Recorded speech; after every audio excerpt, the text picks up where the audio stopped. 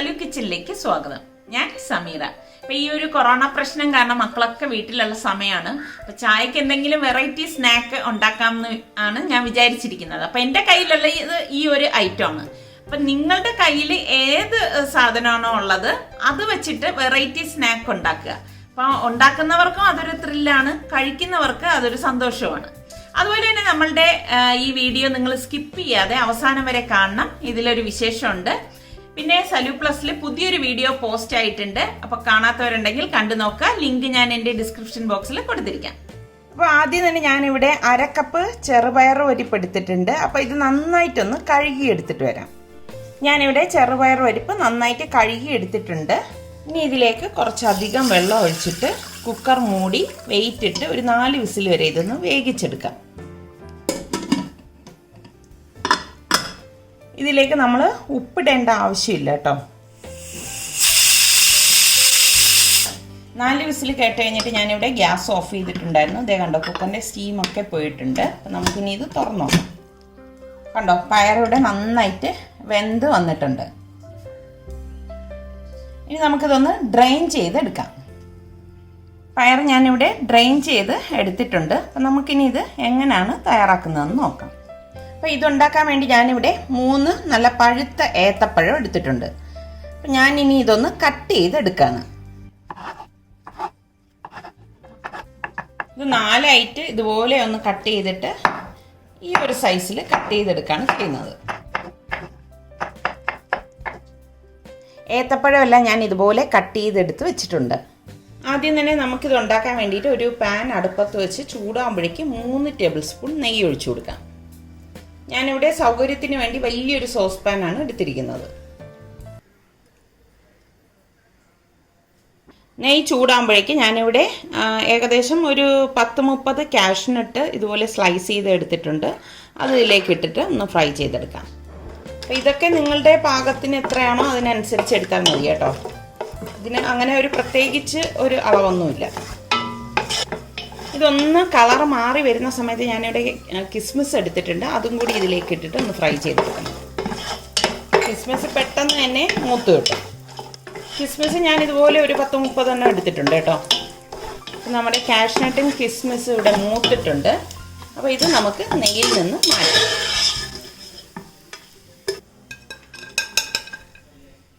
ഇനി ഇതേ നെയ്യിലേക്ക് ഞാനിവിടെ 1 കപ്പോളം അവൽ എടുത്തിട്ടുണ്ട്. ഞാനിവിടെ മട്ട അരിയുടെ അവലാണ് എടുത്തിരിക്കുന്നത് കേട്ടോ.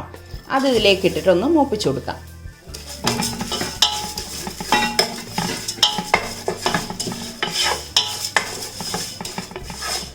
ഇതുപോലെ ഒന്ന് മൂത്ത് വരുമ്പോഴേക്കും നമ്മൾ ഈ കട്ട് ചെയ്ത് വെച്ചിരിക്കുന്ന ഏത്തപ്പഴം ഇതിലേക്ക് ഇട്ടിട്ട് നന്നായിട്ടൊന്ന് ഇളക്കി കൊടുക്കണം.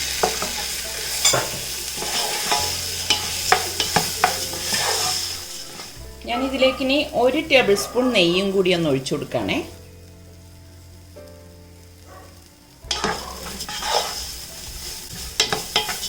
അപ്പം നമ്മളുടെ ഈ ഏത്തപ്പഴം ഒന്ന് സോഫ്റ്റ് ആയിട്ട് വന്നിട്ടുണ്ട് കണ്ടോ. ഈ സമയം നമ്മൾ ഈ ഡ്രെയിൻ ചെയ്ത് വെച്ചിരിക്കുന്ന ചെറുപയറുണ്ടല്ലോ അത് ഇതിലേക്ക് ഇട്ട് കൊടുക്കാം.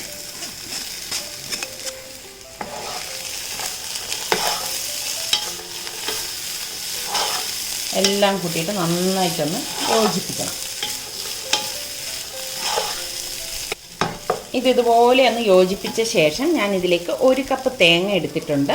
ഈ തേങ്ങയും കൂടി ഇട്ട് കൊടുക്കാം. ഇതോടൊപ്പം തന്നെ 1 ടീസ്പൂൺ ഏലക്കപ്പൊടിയും കൂടി ഇട്ട് കൊടുക്കണം.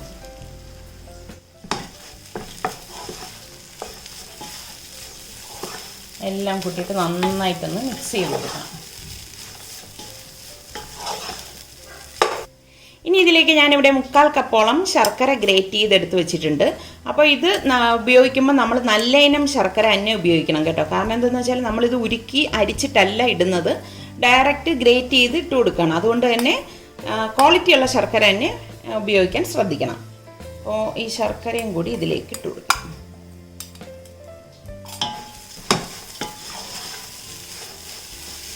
നമ്മളിങ്ങനെ ഗ്രേറ്റ് ചെയ്തിട്ട് ഇട്ട് കൊടുക്കുന്നത് എന്താണെന്ന് വെച്ചാൽ അത് പെട്ടെന്ന് തന്നെ റെഡിയായി കിട്ടാനാണ് കേട്ടോ. നമ്മൾ ഈ ശർക്കര ഇട്ട് കുറച്ച് കഴിയുമ്പോൾ തന്നെ കുറച്ച് ഇതൊന്ന് ലൂസാവും കണ്ടോ. ഇപ്പം തന്നെ നിങ്ങൾക്ക് കാണുമ്പോൾ മനസ്സിലാവും. അപ്പോൾ ഇത്രയേ ഉള്ളൂ. ഇനി നമുക്ക് ഈ ഫ്രൈ ചെയ്ത് വെച്ചിരിക്കുന്ന കാഷ്നട്ടും കിസ്മിസും കൂടി ഇതിലേക്ക് ഇട്ട് കൊടുക്കാം. അപ്പോൾ ഇനി ഇതൊന്ന് തണുക്കട്ടെ. ഞാനിവിടെ ഗ്യാസ് ഓഫ് ചെയ്ത് കൊടുക്കാൻ പോവുകയാണ്. ഒന്ന് തണുത്താൽ മതി കേട്ടോ. നമുക്ക് ചായയുടെ കൂട്ടത്തിൽ നമുക്ക് വേണമെങ്കിൽ ഇതൊരു പ്ലേറ്റിലാക്കി ഇതേപോലെ തന്നെ കഴിക്കാം കേട്ടോ. ഇപ്പം ഞാനിവിടെ ചെയ്യുന്നത് ഇതൊരു സ്നാക്ക് ആക്കാൻ പോവുകയാണ്.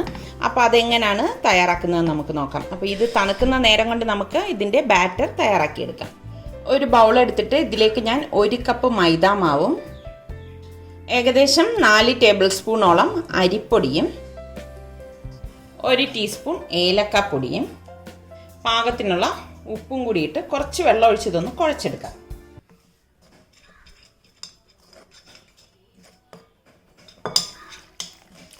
ഒരുപാട് ലൂസായി പോരുത് കേട്ടോ കുഴയ്ക്കുമ്പോഴേക്ക്. ഞാനിവിടെ എളുപ്പത്തിന് വേണ്ടിയിട്ട് ഒരു ഹാൻഡ് വിസ്ക് കൊണ്ടാണ് ഇത് മിക്സ് ചെയ്ത് കൊടുക്കുന്നത്. ഇനി ഇതിലേക്ക് ഞാൻ 1/2 ടീസ്പൂൺ മഞ്ഞൾപ്പൊടി കൂടി ഇട്ട് കൊടുക്കുകയാണ് കേട്ടോ. ഒരു കളറിന് വേണ്ടിയിട്ടാണ് മഞ്ഞൾപ്പൊടി ചേർത്ത് കൊടുക്കുന്നത്.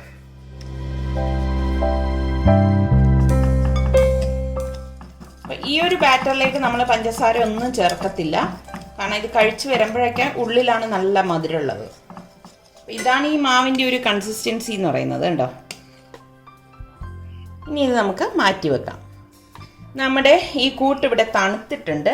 അപ്പോൾ ഇത് നമുക്ക് കൈ കൊണ്ടൊന്ന് ഉരുട്ടിയെടുക്കാം. എല്ലാം നന്നായിട്ട് മിക്സ് ചെയ്ത് വെച്ചിരിക്കുകയല്ലേ. ഒരുപാട് തണുക്കാനായിട്ട് നിൽക്കണ്ട കേട്ടോ. കണ്ടോ, ഇതുപോലെ വേണം ഉരുട്ടിയെടുക്കാൻ. ഇത് ഞാനൊരു പ്ലേറ്റിലേക്ക് മാറ്റുവാണ്. ഇതുപോലെ ഇരിക്കുന്ന ഇതെല്ലാം നമുക്ക് ഉരുട്ടിയെടുക്കാം. അപ്പം നമ്മളുടെ മൂന്നാമത്തെ കോണ്ടസ്റ്റിലെ മൂന്നാമത്തെ ക്വസ്റ്റ്യൻ ഇതാണ്. ഞാൻ ഇതിന് തൊട്ട് മുൻപ് ഒരു വീഡിയോ പോസ്റ്റ് ചെയ്തിട്ടുണ്ടായിരുന്നു. പക്ഷെ ഇപ്പം എനിക്കൊരു പരിഹാരം എന്നാണ് അതിൻ്റെ ടൈറ്റിൽ നെയിം. അതിൽ ഞാനൊരു മജ്ബൂസ് ഉണ്ടാക്കിയിരുന്നു. അപ്പം ഞാൻ ആ വീഡിയോയിൽ പറയുന്നുണ്ട്, ഞാൻ ഇതിനു മുൻപ് ഇത്ര വർഷം മുൻപ് ഞാനൊരു മജ്ബൂസ് ഉണ്ടാക്കിയിട്ടുണ്ടെന്ന്. അപ്പം അത് എത്ര വർഷം മുമ്പ് എന്നുള്ളതാണ് നിങ്ങൾ ആൻസർ ചെയ്യേണ്ടത്. അപ്പം നിങ്ങൾ കാണാത്തവരുണ്ടെങ്കിൽ ഞാൻ ആ വീഡിയോയുടെ ലിങ്കും ഇതിൻ്റെ ഡിസ്ക്രിപ്ഷൻ ബോക്സിൽ കൊടുത്തിരിക്കാം.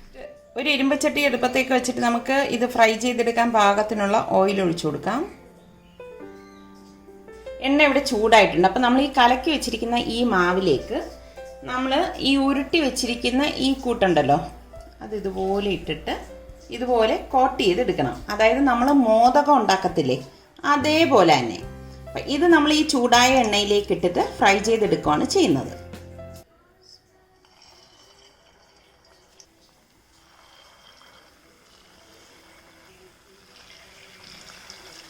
ഒന്ന് റെഡിയായ ശേഷം മാത്രമേ നമ്മളിത് തിരിച്ചിട്ട് കൊടുക്കാവൂ കേട്ടോ. അപ്പം നിങ്ങൾ ആൻസർ ചെയ്യേണ്ട ഫോർമാറ്റ് അറിയാമല്ലോ. സലു കിച്ചൻ സ്പേസ്, ഞാൻ ഫസ്റ്റ് ചോദിച്ച ക്വസ്റ്റ്യൻ്റെ ആൻസർ സ്പേസ്, സെക്കൻഡ് ചോദിച്ച ക്വസ്റ്റ്യൻ്റെ ആൻസർ സ്പേസ്, ഇപ്പൊ മൂന്നാമത് ചോദിച്ച ക്വസ്റ്റ്യൻ്റെ ആൻസർ. അതായത് ഇപ്പൊ 2005, 2008 അങ്ങനൊന്നും അല്ല എഴുതേണ്ടത്, എത്ര വർഷം മുൻപ് എന്നുള്ള അക്കമാണ് ഇതിൽ എഴുതേണ്ടത്. അപ്പൊ മനസ്സിലായി കാണുമെന്ന് വിശ്വസിക്കുന്നു. ശരിക്കും ഇത് നല്ല ഒരു എന്ത് പറയാൻ, പുറം നല്ല ക്രിസ്പിനെസ്സും ആണ്, ഉൾഭാഗം എന്നാൽ നല്ല മധുരവും സോഫ്റ്റും ഒക്കെ ആയിട്ടുള്ള ഒരു അടിപൊളി സ്നാക്കാണ് കേട്ടോ. അപ്പോൾ നിങ്ങൾ എല്ലാവരും ട്രൈ ചെയ്ത് നോക്കണം. ശരിക്കും ഇത് നമ്മൾ ഉണ്ടാക്കി വെച്ച് കഴിഞ്ഞാൽ മോദകമാണെന്നേ പറയത്തുള്ളൂ, പക്ഷേ ഇത് മോദകമല്ല. അപ്പോൾ ട്രൈ ചെയ്ത് നോക്കി നിങ്ങൾക്ക് ഇഷ്ടമാണെങ്കിൽ ഇതിൻ്റെ ലിങ്ക് ഷെയർ ചെയ്യാനും ലൈക്ക് ചെയ്യാനും കമൻറ്റ് ചെയ്യാനൊന്നും മറക്കരുത് കേട്ടോ. അതുപോലെ തന്നെ നമ്മളുടെ സലു കിച്ചൻ ഇനിയും സബ്സ്ക്രൈബ് ചെയ്യാത്തവരുണ്ടെങ്കിൽ ഈസി റെസിപ്പികൾക്കായി സലു കിച്ചൻ സബ്സ്ക്രൈബ് ചെയ്യാൻ വേണേ. അപ്പോൾ ഇത് നല്ല ഫ്രൈ ആയി വന്നിട്ടുണ്ട്. നമുക്കിനി ഇത് എണ്ണയിൽ നിന്ന് മാറ്റാം.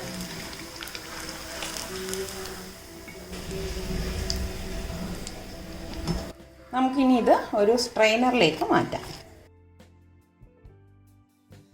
ബാക്കിയിരിക്കുന്ന ഈ ഉരുട്ടി വെച്ചിരിക്കുന്ന ഉരുളകളും ഇതുപോലെ തന്നെ ഈ മാവിൽ കോട്ട് ചെയ്ത് നമുക്ക് ഈ എണ്ണയിലേക്ക് ഇട്ട് കൊടുക്കാം. അപ്പോൾ വളരെ പെട്ടെന്ന് തന്നെ നമുക്ക് തയ്യാറാക്കിയെടുക്കാൻ പറ്റുന്ന നല്ല ഒരു സ്നാക്കാണിത്. ഇത് ചായയുടെ കൂടെ ചൂടോടെ കഴിക്കുമ്പോൾ അടിപൊളി ടേസ്റ്റാണ് കേട്ടോ. അപ്പോൾ നിങ്ങൾ എല്ലാവരും ഒന്ന് ട്രൈ ചെയ്ത് നോക്കിയിട്ട് ഇതിൻ്റെ ഫീഡ്ബാക്ക് എനിക്കൊന്ന് തരണേ.